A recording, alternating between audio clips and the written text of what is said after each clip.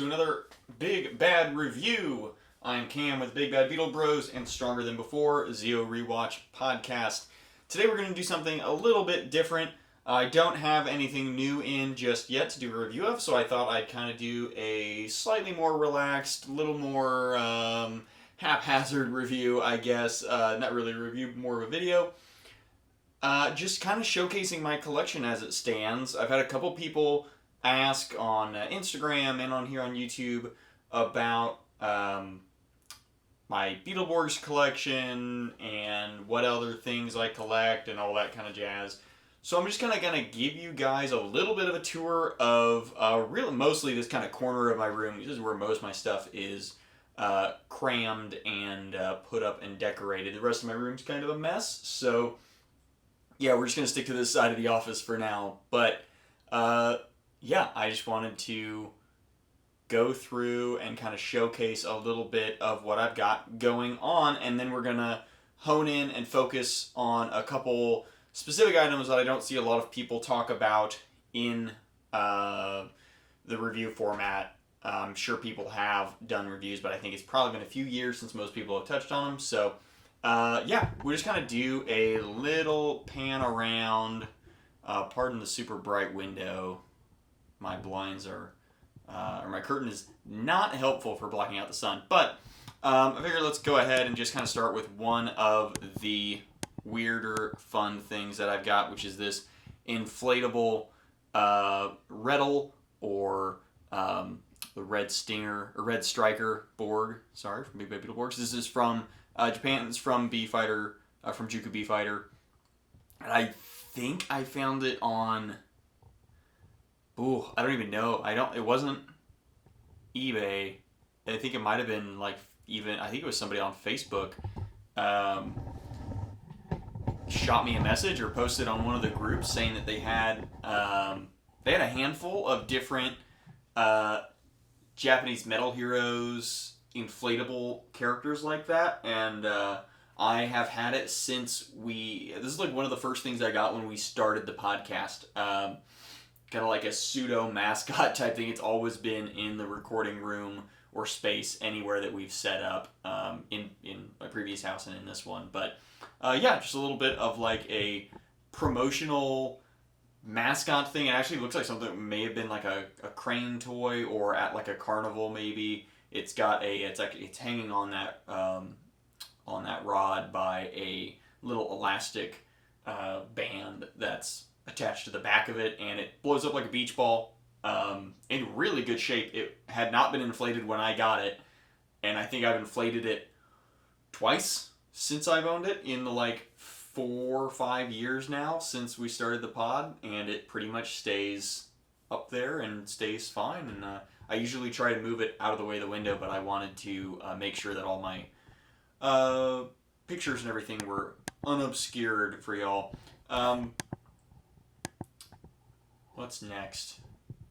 Yeah, so they, up here at the top, you can see a handful of, these are the Zarur, I can never say it, Z-A-R-U-R is the artist, and I got a few pieces done that are unique for my collection and my room. So this is, up at the top there is my Godzilla Ranger. It's based on Brian Wang did a concept art back in 2008 of a bunch of kaiju, Toho kaiju, Power Ranger crossovers, and I made a cosplay based on those designs, and got that kind of I think it's Goni Montez that does the helmet art for the Power Rangers comics. And I apologize for the glare. I don't think... that kind of helps. Maybe we can close this curtain a little bit.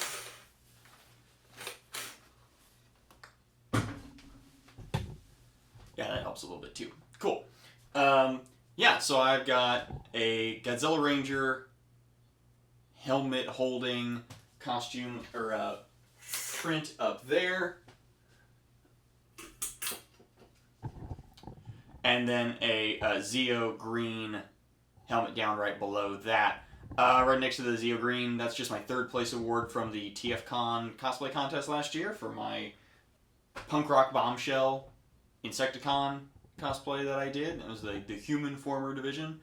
And then I've got some art from Matt Frank of the Godzilla and Anguirus Rangers that I got done at G-Fest back in like 2018 or earlier, maybe like 2015. It was a long time ago. Ryan and I went to it wasn't G-Fest. It was SoonerCon in Oklahoma, in Midwest City, Oklahoma, which is a really fun con if you guys are ever looking for kind of a smaller con in the Midwest area. SoonerCon. It's usually, I think, in June of every year. Yeah, I enjoy going. I haven't been in quite a few years, but I'm trying to hopefully get back next year or in a couple years. Try and go to their cosplay contest again. See a couple friends that I've got over in Oklahoma that go to that. I've got my signed postcards from the No Sleep podcast live show that my wife and I went to years ago. And then, of course, I'll lower you guys down a little bit. My Zeo Ranger, my Lightning Collection Zeo shelf down here. So far, everybody. By now, all of my reviews of all of these are out, so you guys can see those and view those and check those out. I went into way more detail than I will here. Just put this shelf up super recently just for these guys, and for Perceptor and Red Bull, which is a third-party take on Sideswipe, a G1 Transformer, and third-party Transformer I still have. I had a huge collection of them back in high school and college, and sold those off in college with everything else. But yeah, I have kept that guy around because he's really fun. He's from he's inspired by / plagiarized by from an art book that was released some years ago. I'll put the name of that up on the Chiron so you guys can check that out. Yeah, so that book's called a T-Beast art book. It's super hard to find now. There's scans of it all over and photos from the interior shots, but it's mostly and most famous for its G1, its reimagining of G1 characters as mechanical beast formers. So instead of the more, it's less Beast Wars and more kind of like original Predacon Combiner and like the Dinobots and stuff like that, where they're very mechanical looking animals. So they had a Hot Rod that turns into a Puma. They had, obviously, Optimus Prime turns into a gorilla. And then they had Sideswipe turns into a bull. And they had a whole bunch of different ones that were, quite a few of them were really cool. And there were, I think, 2 different third-party Transformer companies that were both putting out their versions of those characters. And I know, I'm pretty sure the same company, Generation Toy, put out Red Bull and the Optimus Prime Gorilla. I guess technically Optimus Primal version. They did a bunch of different colors of the Optimus Primal. I don't think they did different colors of Red Bull. Sadly, I don't think they did a Sunstreaker variant. And then I don't know somebody else also did the Hot Rod that came out more recently, I think. And it's okay. These are both kind of like slightly above, they're like a Voyager scale, but I know that I think this Sideswipe is about the same scale as the Masterpiece Sideswipe, the MP22 or whatever number it is for Masterpiece. But yeah, so now that I've gotten to talk about it a bunch, now I'm going to have to do a review of Red Bull over there. I'm going to kind of not glance over, but bounce around a little bit so that I can get views of the stuff over here, because my 3D printer is going to be in the way and I don't really want to move it. But let's just hop off of here for a second. Whee! Freeform. Yeah, so this is kind of my... this is my, Beetleborg specific shelf, little corner shelf. I've got my Chibi Juku B-Fighter figures on there. that I got from mandarake.com, fun little Japanese site. I also have a kind of a cheap, I call it a dollar store version of the data bonder, the B-Fighter Kabuto changer. And then I've got a Ranger key from Gokaiger, a Gokaiger key of the, I think this is actually the Gashapon version of Blue Beat. I don't have the Kabuto version yet. I've been eyeballing it. You can usually get the Gashapon version for like 20 something bucks or cheaper. I got this one for not that, for quite a bit more, because he's a little harder to find. But yeah, and then I've got my big Blue Beat, and this is, I believe, the Japanese version of the Electronics Light and Sounds, what is it, 10-inch or 12-inch B-Fighter figure. I got this guy at G-Fest. He has his blaster, and then I think the only thing he's missing, I think originally they came with a Beetle Bonder, and then he's missing the drill tip on his weapon there that you can see.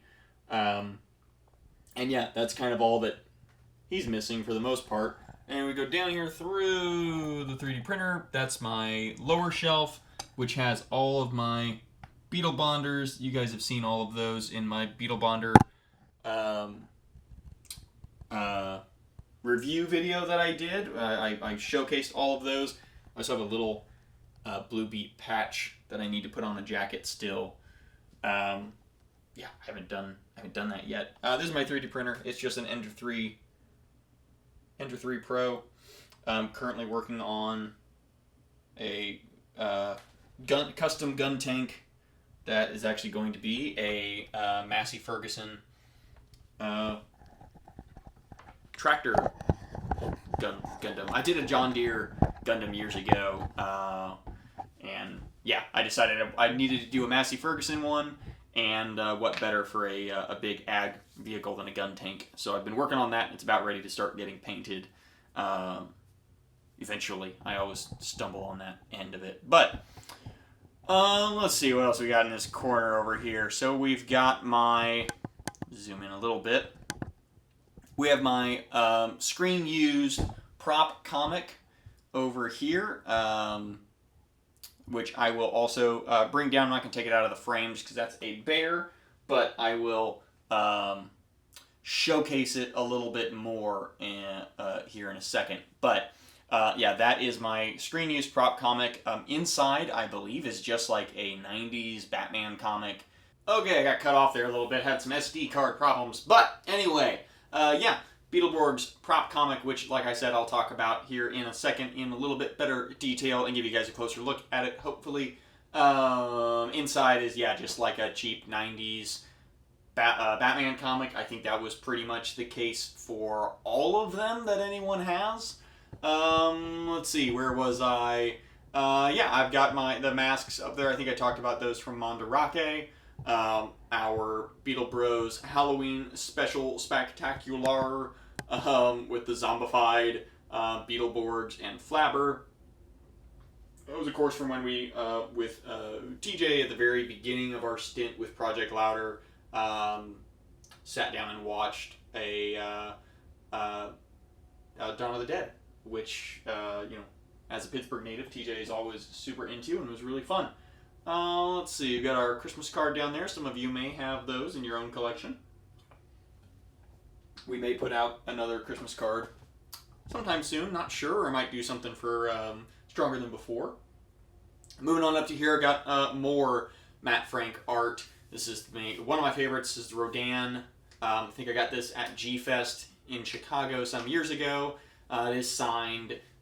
Huge fan of his in general, but also just of Rodan, one of my favorite Toho Kaiju, right next to Anguirus. And then we've got Immortal Red Fox. I will talk more about Immortal Red Fox probably in a separate video or in a short or something. But if you haven't watched it yet, head over to Immortal Red Fox here on YouTube and watch Indie Hero Tyson Episode 1. Yours truly has a character named Godpunk who will be featured in, you'll see him a little bit at the end of this episode, along with like over a dozen other characters from around the globe coming together to collaborate for this awesome project. We've also got Singa of the Sacred Guardians up there, a great Singapore indie hero that a friend of mine worked on for a long while. And then I've got another Sacred Guardians postcard up there as well. My signed David Yost, Billy Cranston headshot, I guess, from Planet Comic Con some years and years and years ago. And then my postcard from, let's zoom in here a little bit, my postcard from the Kickstarter for Ty the Tasmanian Tiger. I also do have the action figure line that they did for Ty the Tasmanian Tiger for the Kickstarter. I have one of the waves of action figures. I may do a video of those. I don't know. I don't want to open them, so I may only do a short video of them just in the box, because I don't have shelf space for them, so they're sitting in my drawer in this desk right now. But Ty the Tasmanian Tiger is my favorite video game probably of all time. It's one of the first games I remember playing a shit ton of as a kid. I was a PS2 kid, a PS1 and PS2 kid, so Ty 1, 2, and 3 hitting the PS2 all pretty much 1 year after the next were just, yeah, amazing games. I love them. They are now on like Steam and PlayStation and Xbox and the Switch in the remaster. The remaster of 1 and 2 are out. I think they're taking a year or so off, and then they're going to do the remaster for 3, hopefully. And then 4 is kind of it's still technically the 4th game. It is like chronologically the 4th game and like canonically the 4th in the series. But it's kind of a side-scroller platformer. Still fun, but it is significantly different than the first 3 games, which are full console releases. The 4th one is more like a mobile game, desktop game kind of thing. It feels almost like a browser game, but it's still really good. All right, let's go back over here. Of course, we have the Sonic Laser Blaster and the Pulse Saber combo. My Pulse Saber's lights and sounds don't work. I've messed with it quite a bit over the years, the last couple years. Had no luck fixing it up. The Laser Blaster does work. I do get all the lights and sounds, and of course I have the American version, so it is pink and purple and red, and very blatantly doesn't look like a gun. And I will do a review of the Pulse Saber and Laser Blaster separately, because it's really fun, and like of all the prop toys that I've had over the years, the Beetleborgs ones are always kind of the most fun. They feel the most, they feel really good in hand. Same with the Beetle Bonders, they're just the right size. They feel like they are the size of the prop and not super scaled down, like some Power Ranger toys tend to be. Move over here a little bit. I apologize, I have my tripod taller than I've ever had it, because I don't want to be holding my camera up the whole time. I want to be able to let it stand still. I also have the Data Blaster. I think it's called the Data Blaster. I'll correct that in post. If not, it's been a minute since I've watched Metallics. And my original 93 Mighty Morphin Power Ranger Morpher, which I don't have a coin for. I got this at a garage sale years and years and years ago, and I've never stumbled upon a coin, and I don't feel like buying a new coin for it, but I should probably 3D print a coin for it. I actually do have, I think, the Legacy Morpher from 2010 in my garage that I also got secondhand, and it's got some corrosion on it because it has the metal faceplate. And I have 3 of the original 5 coins, and then I have a 3D printed Zeo Red Master Morpher coin that I haven't finished. I 3D printed a couple years ago and never did anything with. So I could totally do the same thing with the original 93. And then you can see the Astral Sword up there. This was actually sent by a fan when we were covering Metallics, which I'm super grateful of. That was incredibly kind of them. I do plan on doing a short review of that. I think the lights and sounds do work for the most part. It doesn't have the Astral coins, And there's like a couple little busted pieces on it, but that's what to be expected when this was found in the wild. I think at a convention or a toy shop by the fan, and doesn't have all the accessories. But hey, it is what it is, and I think it still looks really good up on the shelf. Of course, there is my original 90s Finster next to the Lightning Collection Finster, and next to them is my SH Figuarts Kamen Rider Ichigo, Kamen Rider the First from the movie. The first time that they did a gritty reboot of the original Kamen Rider before Shin Kamen Rider, which comes out probably around the time that this episode goes live. But a couple weeks from now at the time of recording. And there's my inbox Typhus figure from Beetleborgs, which we originally bought, intended to do a giveaway. We bought a handful of stuff and intended to use them for giveaways, and then we did a giveaway, and I don't even remember what it was for, but we did a giveaway, and we just didn't have a lot of entries, which is super common with giveaways. We don't have a huge channel and stuff, and it was fine. But we had done a series of giveaways, and I think we had the winner of the giveaways had ended up being someone we knew personally 3 times in a row. So we decided not to do a giveaway at least for a while. So we may do one on the channel on YouTube specifically at some point. But it probably won't be for Typhus because, I don't know. He looks, I kind of like having him on the shelf. I don't have an in-box, well, that's not true. I didn't have any in-box Beetleborg stuff for quite a while.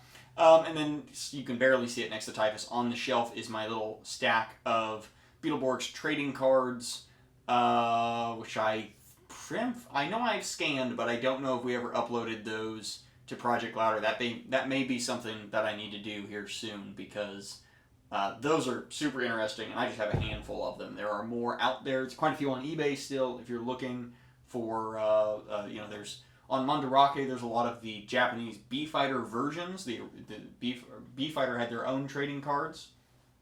And then in America, Cardzillion, who made the Power Ranger and Sailor Moon trading cards, also made Beetleborgs trading cards. And they had like little gashapon machines at pizza shops and arcades and stuff, and comic book stores, I'm sure. Let's see, next to that is my first appearance Gwen Stacy comic. It's a 9.0 CGC graded Edge of Spider-Verse issue 2. It is the only CGC graded comic I own. Getting stuff CGC graded is incredibly expensive. Jason Latour signed and did a little sketch on the side. Of course, what you may not know is that with CGC grading, if you're going to get something clamshelled and sealed by CGC and graded, they have to witness, or a CGC rep has to witness the autograph. They don't do authentication other than by witnessing, so they don't just check the autograph to see if it looks authentic, which I didn't know at the time. So they only gave it a 9.0, which is still really good. But they don't give it I think you get instead of a green label at the top, you get a gold label, I think, that shows that it is an autographed copy. And I don't get that, so I do have to demarcate on my own separately if I were ever to sell, which I don't think I will, because I like Spider-Gwen and I like Jason Latour, and I'm a huge fan of that comic, and I like having it. But it is probably worth a little bit more than most of the other things that I have, because of Into the Spider-Verse and all that jazz coming out and really making Spider-Gwen a popular character beyond what she was when the comic just came out. And I did get that comic as it came out. I have all of the original run of Spider-Verse and Edge of Spider-Verse in my comic collection. So at some point I should probably get a few more of those graded. But I've got a little piece of canvas Gamera art here on the side. That's just from Planet Comic Con. I sadly don't remember the name of the artist. Then we've got my kind of random bug shelf. We've got Beetleborgs versus Power Rangers comic on the wall there. I've got a, let's see, what is his name? It's my Ammonite Beast Wars Neo Transformer, who I believe was called Dead End. If I remember right, is the only Beast Wars Transformer I kept from my collection from years and years and years ago. I bought it on somewhere when I was collecting early in college. I got really into the Beast Wars Neo and Beast Wars second Japanese versions of the dinosaur. They had a huge amount of dinosaur and prehistoric creature transformers, Dimetrodons and Pachycephalosaurus and all these things that we didn't get in the US, except for a small line in Beast Machines called Dinobots. But I kept this one because I like Nautilus animals. I like Ammonite. I have a huge Ammonite fossil in my house. So, yeah, big fan of that. I've got my G1 bombshell in pretty solid condition. Includes the blaster, and all the chrome is looking pretty good. Doesn't like to stand up straight, so he's kind of leaning on the wall. I got that at TFCon Chicago last year when I was dressed up as Bombshell at the convention, so that was really fun.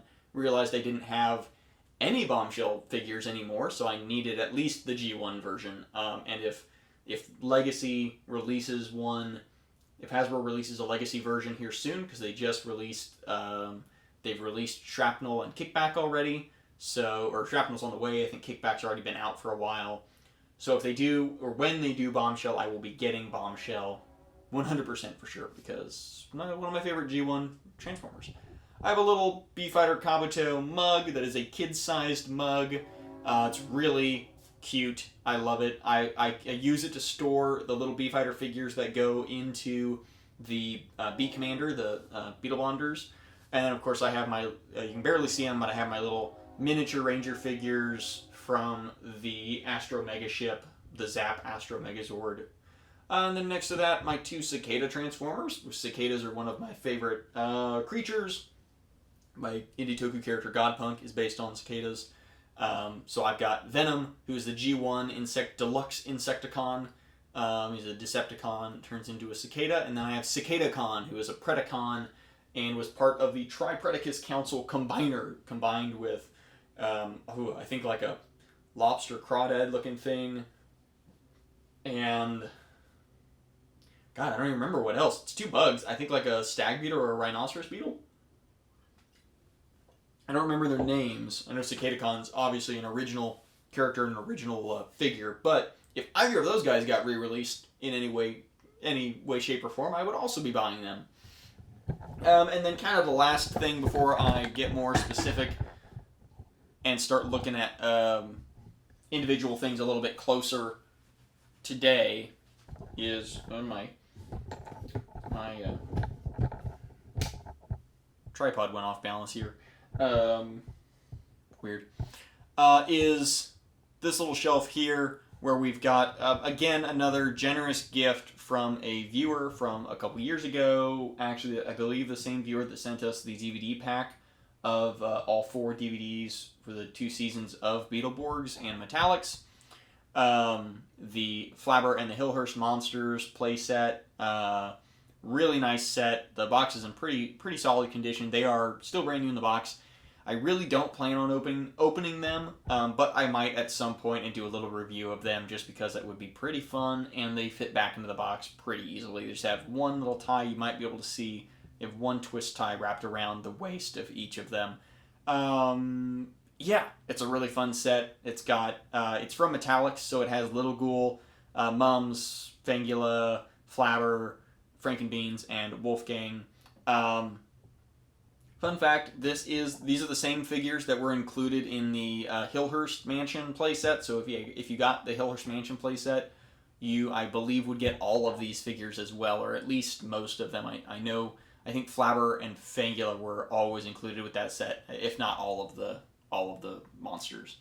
Then I've got 2 little Gashapon type Blue Beat and Black Beat, or Shadowborg and Blue Stingerborg. And then B-Fighter Min, aka Lightning Borg. I always want to say Fireborg, but it's Lightning Borg, who is again the cicada-themed Astro Borg or auxiliary B-Fighter in Kabuto. My favorite Beetleborgs and Metal Heroes design ever. Heavily, again, cicada-themed and heavily inspired my character Godpunk, because I used orange and black and white as the color palette. And then I have the Photonomator / Photominator, whichever way you decide to spell it or say it, figure, which is the only Monster of the Week figure that I got. Sorry. Yeah. I do wish we had an Amphead figure, but we don't. Yeah, that's kind of the collection so far, and as it goes. I have obviously more stuff, but it's kind of just scattered everywhere. If there's anything that you guys saw or heard me mention that you would like to see me dive into more, please let me know in the comments or shoot me a DM on here or anywhere else. Yeah.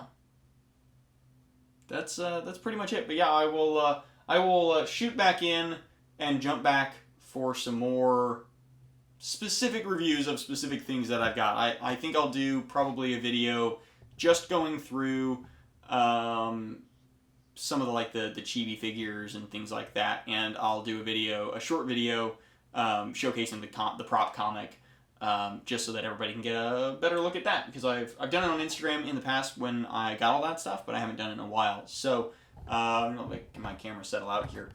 Yeah. So thank you everybody for tuning in. This was a little bit of a random video with not as much going on and not a real specific goal in mind, but I appreciate you guys hanging out, letting me rant on about the things that I have spent multiple paychecks on over the past few years. Obviously, I have more. I will be getting more, and more will be getting organized like this, put up on the walls and up on shelves and all sorts of stuff as I get my my shit together, as one would say, I guess.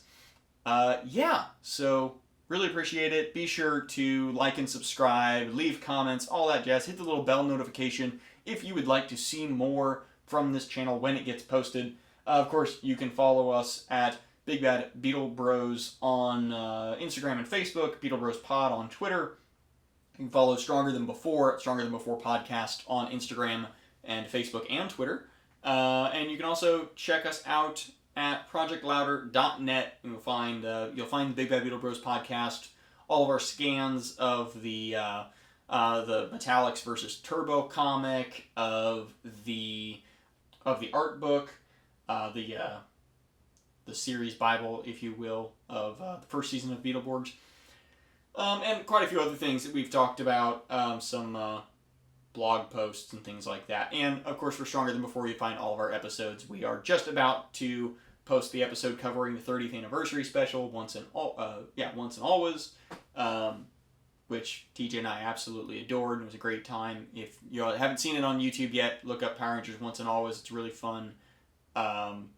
Roughly hour long, 30th anniversary special. But yeah, if you haven't followed us, if you haven't liked us, if you haven't commented, please do all of that. It really helps the channel grow, helps us bring in new people, helps people find not just our reviews, but our abridged episodes of the podcast and all that jazz. So, with that, I've been Cam of the Big Bad Beetleborgs and Stronger Than Before, a Zero Rewatch podcast. Thank you guys, and I will see you next time!